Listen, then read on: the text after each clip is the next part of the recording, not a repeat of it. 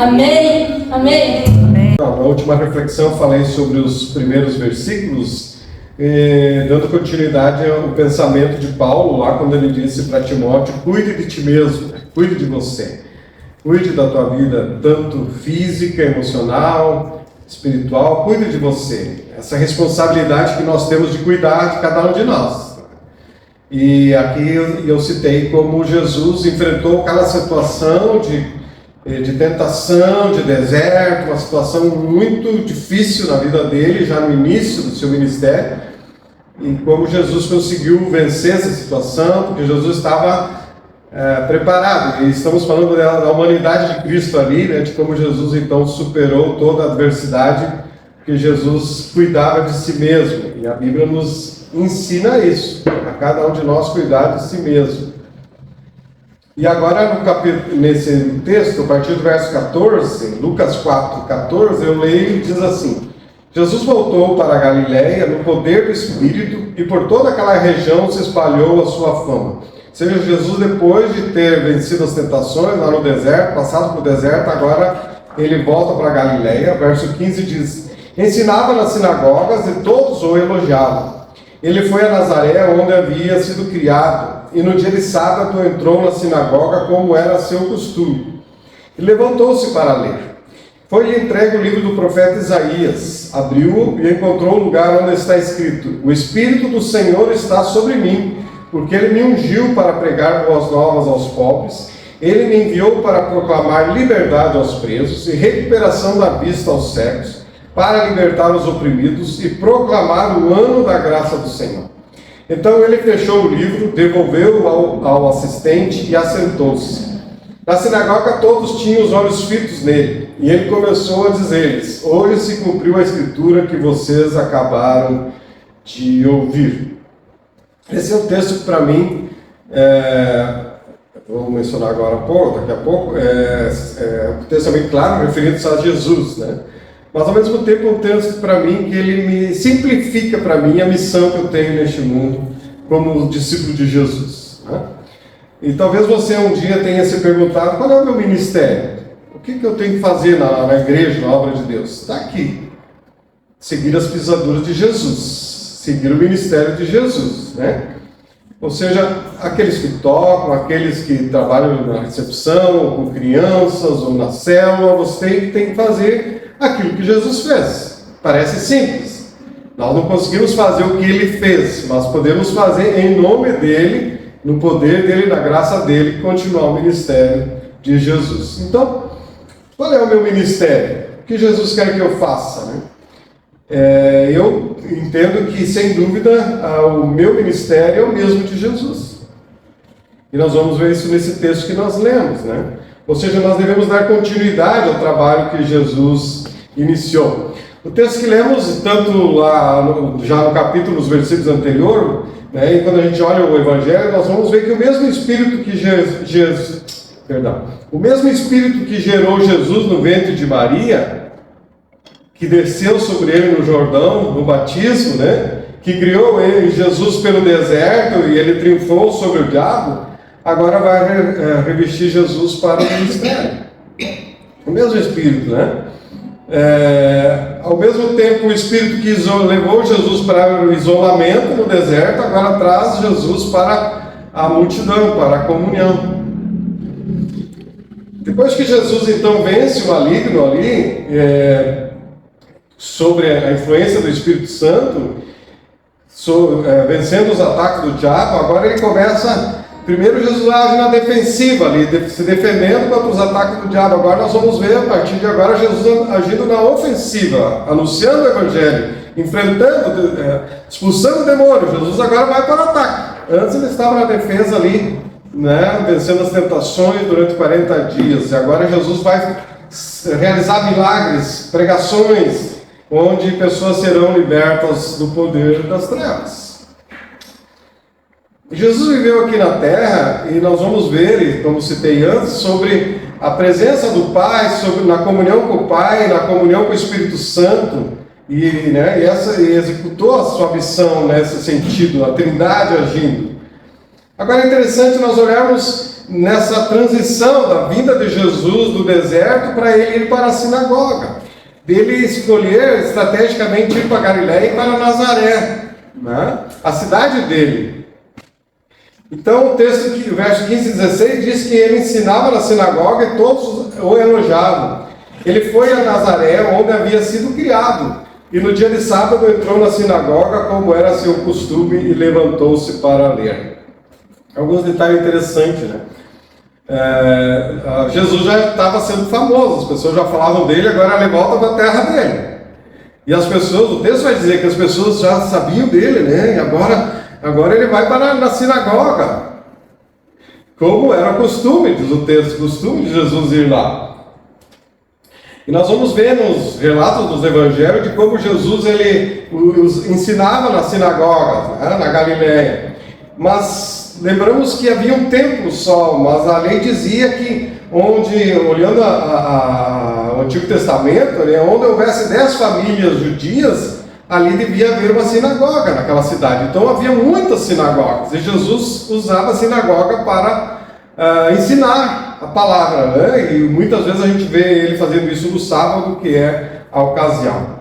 Então a sinagoga não era um local de sacrifícios, mas era um local para o ensino da palavra, para a adoração, para a oração. Ali, então, eles não iam até o templo, mas iam na sinagoga, nas congregações, vamos dizer assim, né? Um entendimento. Ali para a adoração, para a instrução. Então, Jesus chega a Nazaré, na cidade onde ele foi criado, e até depois eu vou ler o verso 22, onde as pessoas identificavam ele como carpinteiro. Provavelmente ele trabalhou na carpintaria, e as pessoas reconheciam, mas ele é um carpinteiro. Então ele era conhecido na cidade, vamos dizer assim, e ele já tinha provavelmente frequentado aquela sinagoga, né, em outras ocasiões. Então o texto vai dizer que no sábado ele vai à sinagoga, conforme o seu costume, então ele ia na sinagoga. E o texto vai dizer que ele levantou-se para ler. É a primeira citação que Jesus vai ler, né? A Bíblia, vai ler o Antigo Testamento, vai ler Isaías, no caso aqui, e ele vai estrategicamente, naquele dia, que era aquele texto, quando ele vai ler, porque ele é Deus, né? Vai ler o texto que referia-se a ele mesmo. Então era o hábito de Jesus. Ele se levantou para ler. Eu não sei se quando você se converteu, eu lembro na igreja onde eu frequentava no início, quando ia se ler a Bíblia, ficavam de pé. Você vivenciou isso? Não. Quem vivenciou isso? Não. Nas igrejas batistas, mais tradicionais, mais antigas, era assim. Na hora de ler a Bíblia, todo mundo ficava de pé. Convido a congregação para ficar de pé para a leitura da palavra de Deus. É o que Jesus está fazendo.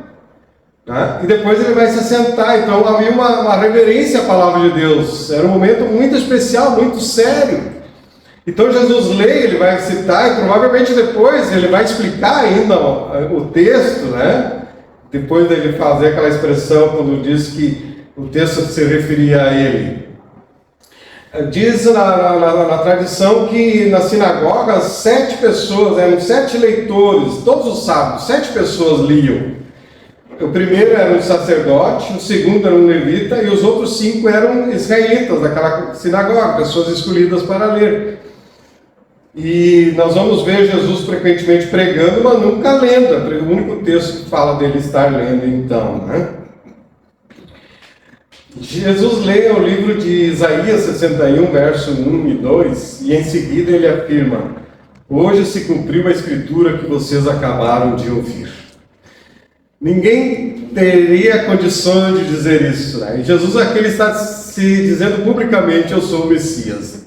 Está se cumprindo, porque todo mundo conhecia o Messias sofredor lá no Antigo Testamento, conheciam Isaías, as pessoas ali eram estudantes profundos da palavra, conheciam, e Jesus vai dizer: hoje está se cumprindo, eu sou o cumprimento dessa profecia. Nós, eu, você, provavelmente nós não temos dúvida de que Jesus está afirmando, né, que ele é o cumprimento da profecia. Todas as escrituras do Antigo Testamento, né, deveriam se cumprir no Messias, e agora tem o cumprimento total no Senhor Jesus. Ele é o cumprimento de todas as profecias. Tanto Isaías capítulo 9, lá quando a gente vai ler, né? Isaías capítulo 9 e tantos outros textos. E Jesus declarou: o Espírito do Senhor está sobre mim, referindo-se ao Espírito Santo. E ele vai dizer que ele veio para pregar. O que Jesus veio pregar? Ele vai dizer o Evangelho, a boa notícia. Não um evangelho somente verbal, mas um evangelho que transforma o coração das pessoas. Palavra que vem transformar, moldar as pessoas segundo o propósito do Senhor. É o que eu quero reler novamente, quando diz assim: o Espírito do Senhor está sobre mim, porque Ele me ungiu para pregar boas novas aos pobres. Ele me enviou para proclamar liberdade aos presos e recuperação da vista aos cegos, para libertar os oprimidos e proclamar o ano da graça do Senhor. Todos os verbos aqui, né? Eu estive salientando aqui os verbos: pregar, proclamar, libertar, proclamar novamente, né? Quer dizer, Jesus veio ser o verbo, a palavra em ação de Deus. Jesus veio agir. E nós vamos ver nos evangelhos a ação de Deus na terra.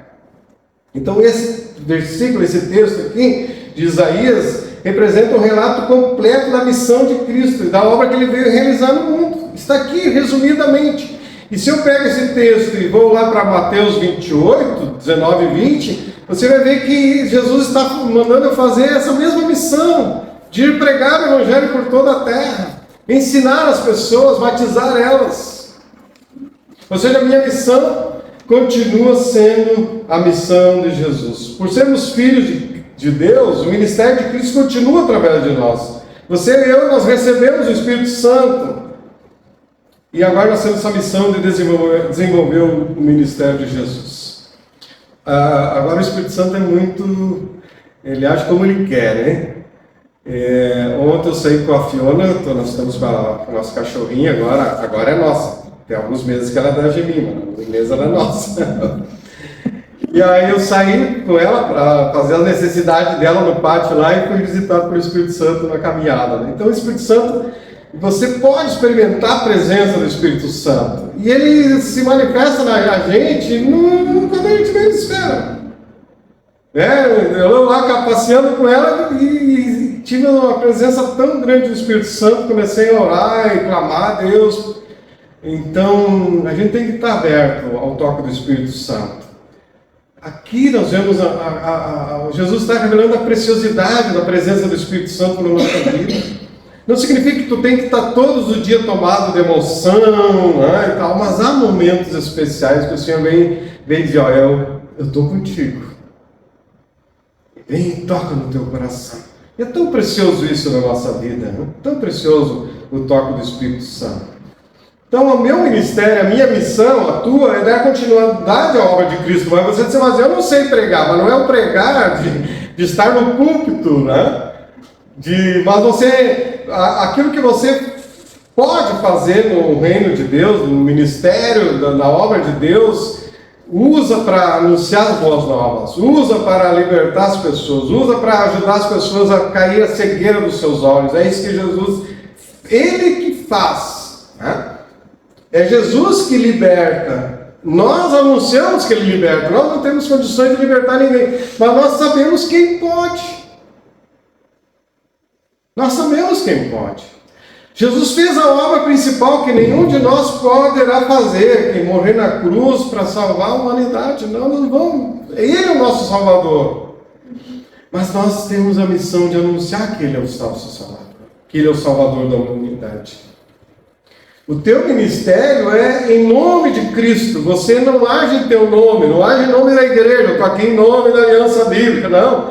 Você vai anunciar o Evangelho, você vai orar por alguém, você vai orar em nome de Jesus. A tua missão é em nome de Jesus. Você já está sob a autoridade de Cristo.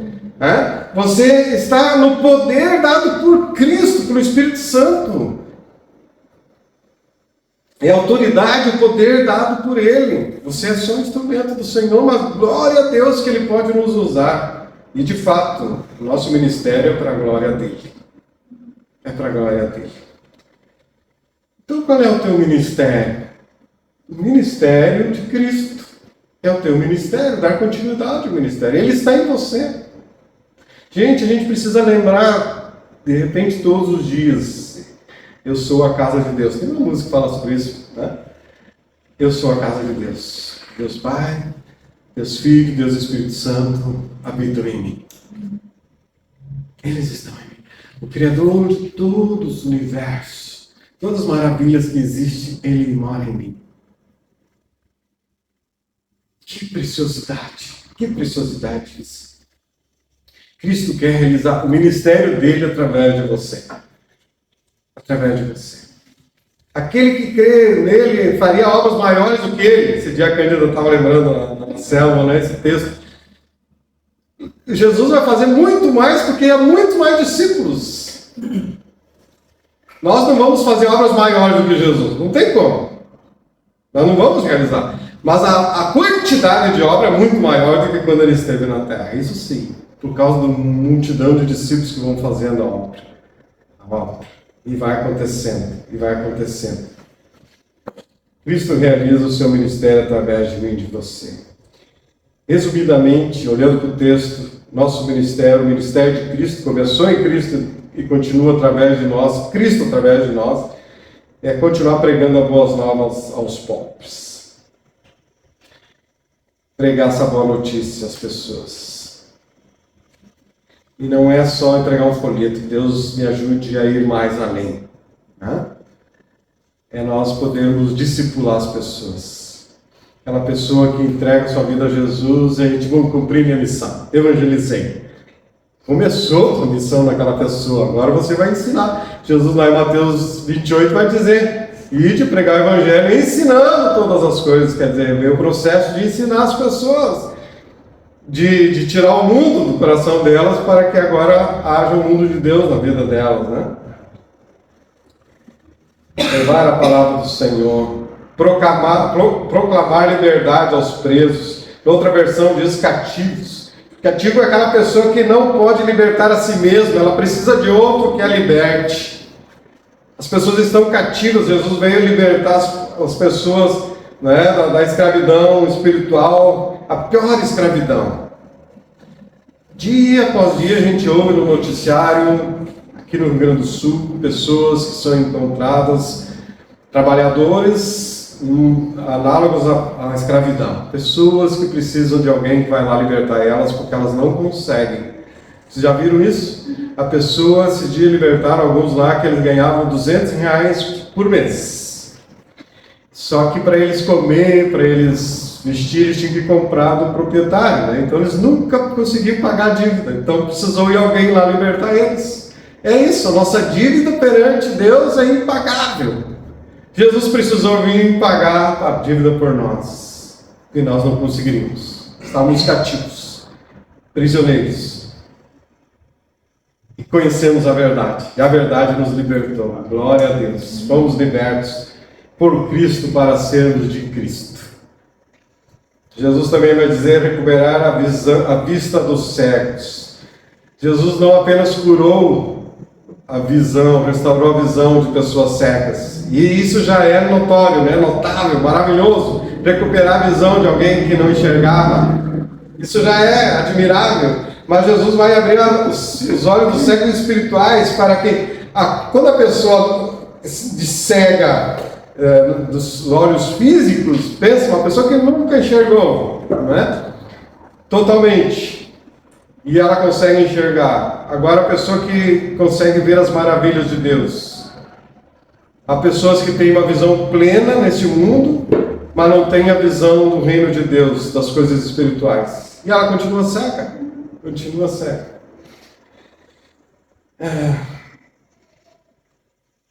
Jesus também veio libertar os oprimidos. Lembre que os judeus eram oprimidos por Roma, esperavam essa libertação, mas não é disso que Jesus está falando. Jesus vai dizer lá em Mateus capítulo 11: venham a mim todos que estão cansados e sobrecarregados, e eu lhes darei descanso. Tomem sobre vocês o meu jugo e aprendam de mim, pois sou manso e humilde de coração, e vocês encontrarão descanso para as suas almas. O jugo de Jesus é leve. Aquela ideia de um jugo, de uma canga, onde dois animais vão ali puxando, só que Jesus se coloca ao nosso lado e ele leva a parte principal. Nós levamos o jugo dele, que é o jugo leve, que é darmos testemunho dele. Dizer para as pessoas o quanto nós somos amados pelo Senhor, o quanto nós somos perdoados. Esse é o nosso jugo. Anunciar o amor do Senhor.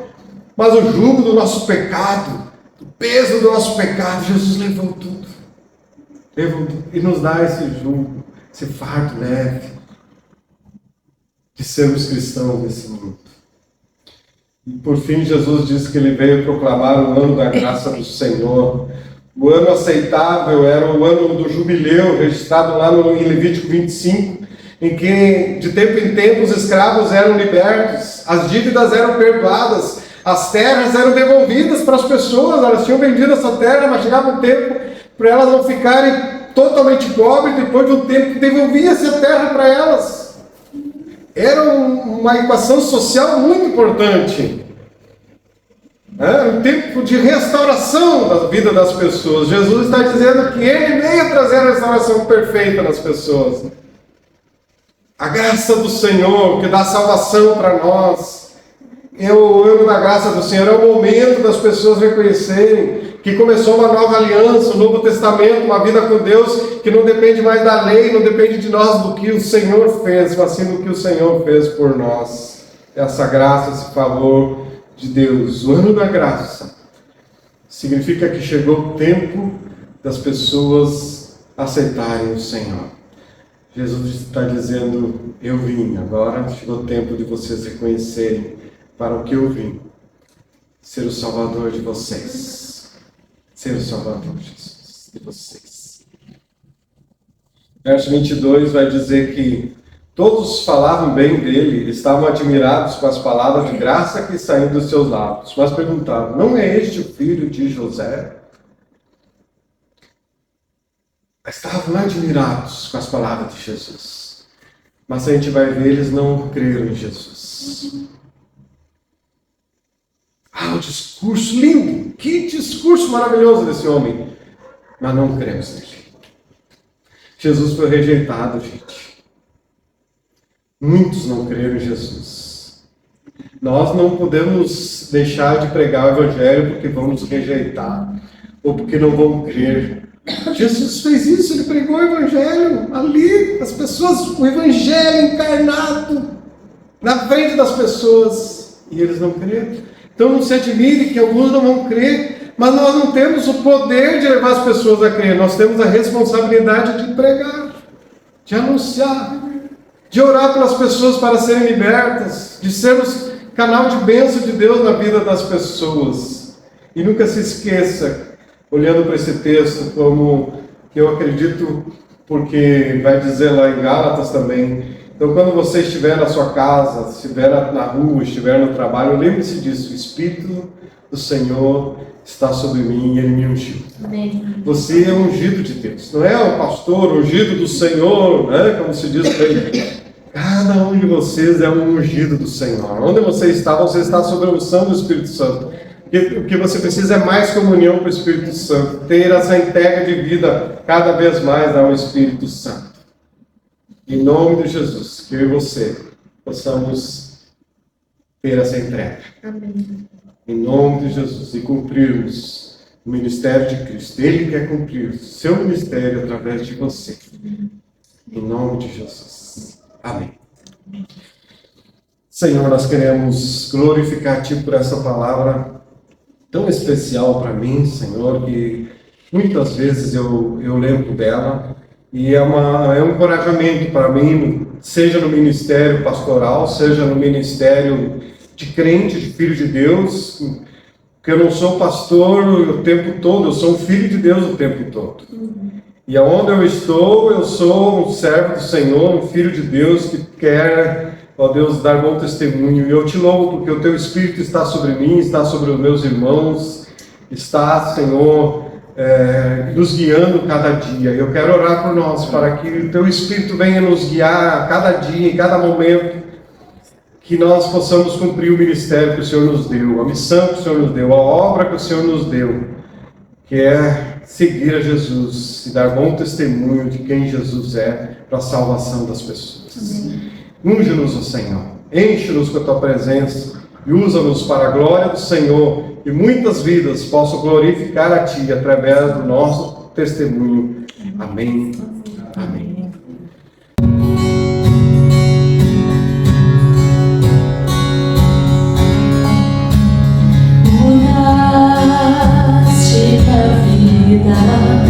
Com teu falar, Senhor, arrebataste o meu coração por inteiro, mudaste minha vida com teu falar, Senhor, arrebataste o meu coração por inteiro.